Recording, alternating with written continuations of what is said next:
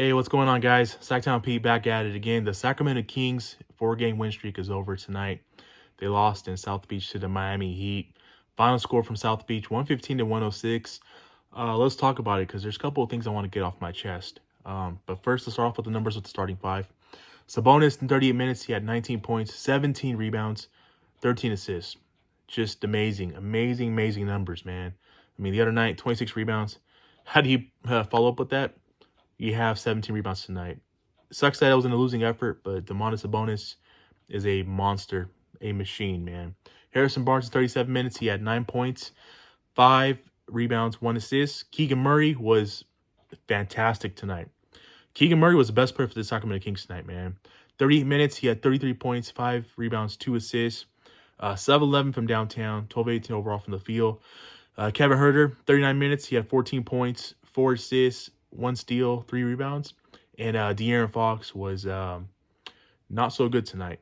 37 minutes, he had 13 points, 2 steals, 3 assists, 5 rebounds, 4-16 overall from the field, 1 of 8 from downtown. Just not a good game from De'Aaron Fox tonight.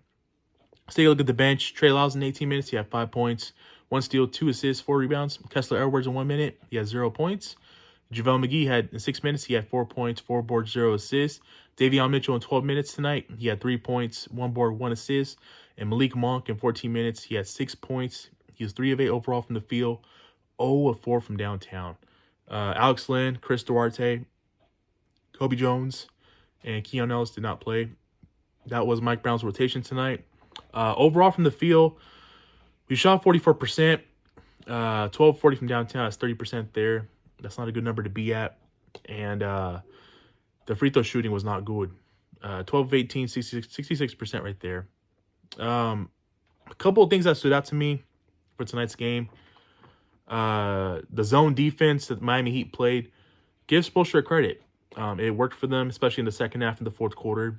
We couldn't just, for whatever reason, when and I've seen this happen multiple times this season, when teams clamp up the Kings and go zone on the Kings, it seems like they just become so stagnant, and they're chasing and they're, running around with no chickens, with chickens with no heads. It's really concerning because you're at the point to a season where you should think that you should have the zone defense figured out, and the Kings just did not have it figured out tonight. It would help if you make wide open shots, and they didn't do that tonight either. Fox had plenty of wide open shots tonight, didn't go down. Harrison Barnes as well. Seriously, other than Keegan Murray and Domantas Sabonis, nobody showed up tonight. So I applaud Murray and Sabonis for showing up. So let's talk about Keegan Murray, because multiple times this season, I've noticed that when Keegan Murray's freaking hot, we go away from Keegan Murray.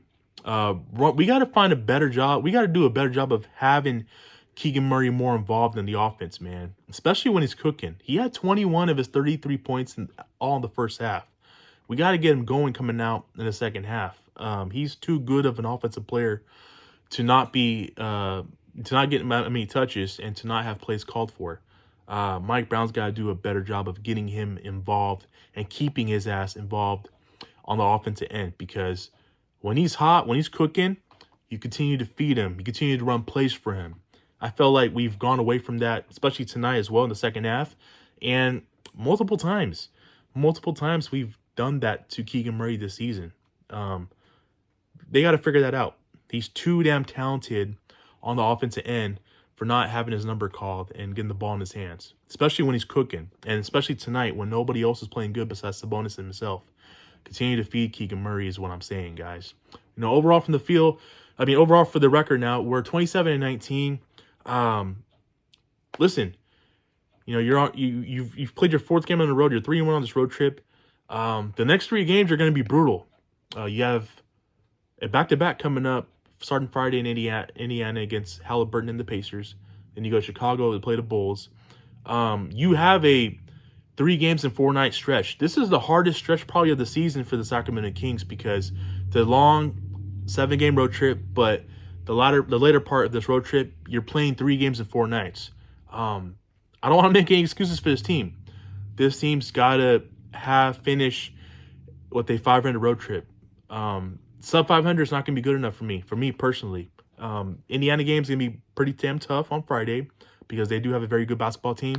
And the Chicago Bulls haven't really good this season, but they can get hot in spurts. So these next 2 games are not going to be no joke, man. They're going to be tough. You got to get it done. Starts Friday with the Pelicans to start a new win streak, and we gotta win the game. Make no mistake about it. We gotta win. We gotta play better than what we did tonight, and I'm pretty sure I think we will play better. But Fox got to bounce back.